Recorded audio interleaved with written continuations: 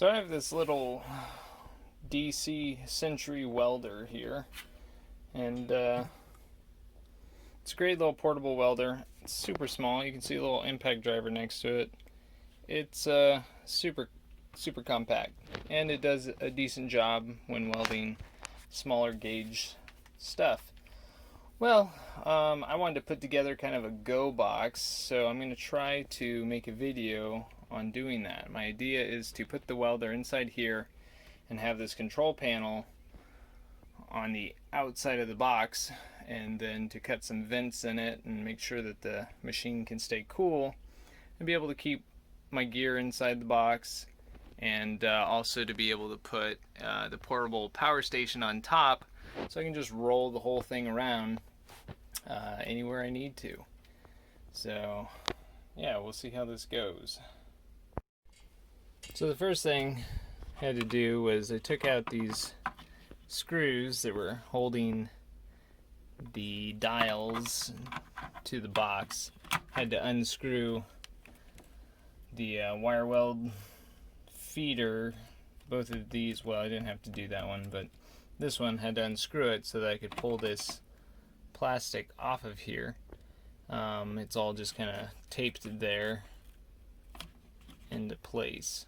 You could cut this and then you wouldn't have to take that off, but I wanted to look at it first. So anyways, this will come off, and then there's the little wires back there, and so they're kind of glued into place with some red goop, and so I've got to cut that, and then I can pop that connection off, and then this board will be free. And there's enough slop in the board to where I can bring it forward about 1.5 inches from the face, so it should be plenty to mount it to the face here, or possibly here. Haven't figured that part out yet. You can see it's got a little large heat sink, a little USB fan, or your standard computer fan, and then another heat sink right there. Obviously this thing generates a lot of heat, so dissipating the heat is kind of the #1 thing to keep this thing running well. I'm kind of surprised they've just got one little computer fan right there and they don't have another one on this side. But I might do something about that. The left side, they've got this panel and this little plastic insert, so this little piece of plastic insulates it. However, I think I'm going to be taking this and putting it out the side here. So I'll cut a little hole in my plastic to allow this to come through, and I'll be able to put this through the side.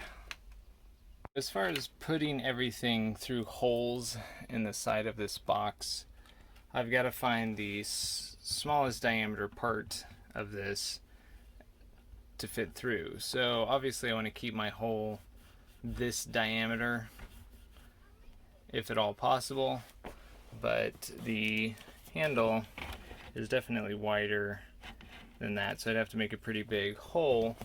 But they made it so that these handles come apart pretty easily, and so once you get those two pieces off, this lifts off and everything kind of comes apart from there. This will lift out, and you can feed this all through a hole this large easily. And then as far as this cord down here, that's for your ground clamp, which is for this, which comes through and bolts to. So that hole can also be the same, pretty much the same diameter as the cord coming through. Well, I've taken some measurements. You can see here for the wire feed and for the ground rod, and then for the cable to come through that controls speed and voltage. The measurements I've got here is that for the wire feed, it's 8 1/8 to center of where the wire is gonna, or the hole needs to be cut for the wire feed, and then it's 2 7/8 up for the ground rod, and 4 1/4 inches from the side from the left side over to center on both of these. So these are all center measurements. And then for this, same thing, 4.5 inches up, 3 inches over is where I'm going to be cutting out the hole for the cable. And then I also need to create a slot for the board to fit in. So I just got what was laying around, which is a piece of sandpaper, and cut it to slightly larger than the size of the board, and then marked on it where the cable would be fitting through, and then I have my center for where cable's coming through, and this goes down in that spot, and just marked it with a Sharpie. So this is where the board's going to be cut and be fit in. Obviously the box is laying down, this is the face of it, so that'll be cut with an oscillating saw. So once that hole is cut, then I will be marking the holes over here for where the wire feed and the ground will be coming through. This is what the trigger looks like disassembled, so all of that will easily fit into a hole that will allow that to pass through.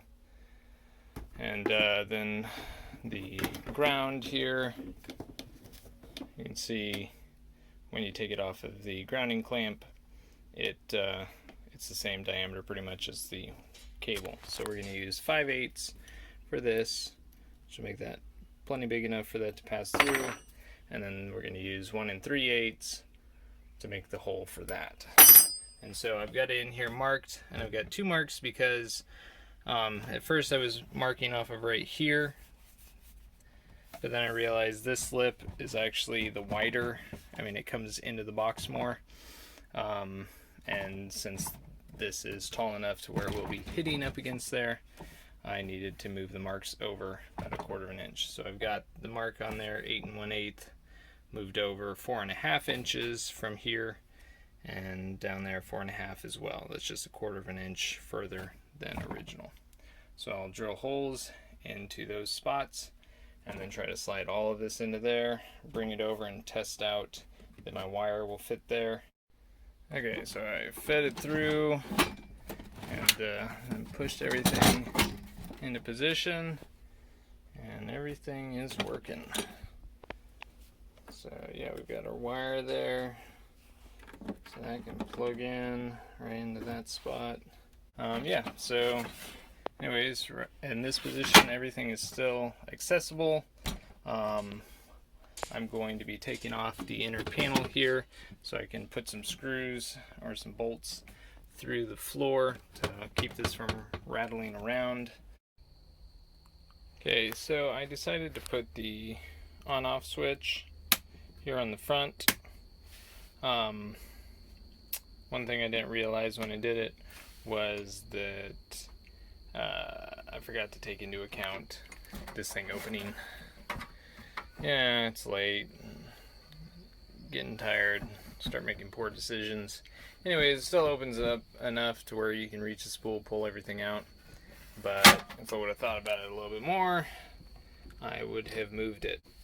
But I wanted it on a flat surface because it's only got like that much potential clearance for the clip to grab, just the way it's built. So I wanted a flat surface, not this corrugated surface. Yeah, anyways, what's done is done. Still can access it, just can't open it up all the way.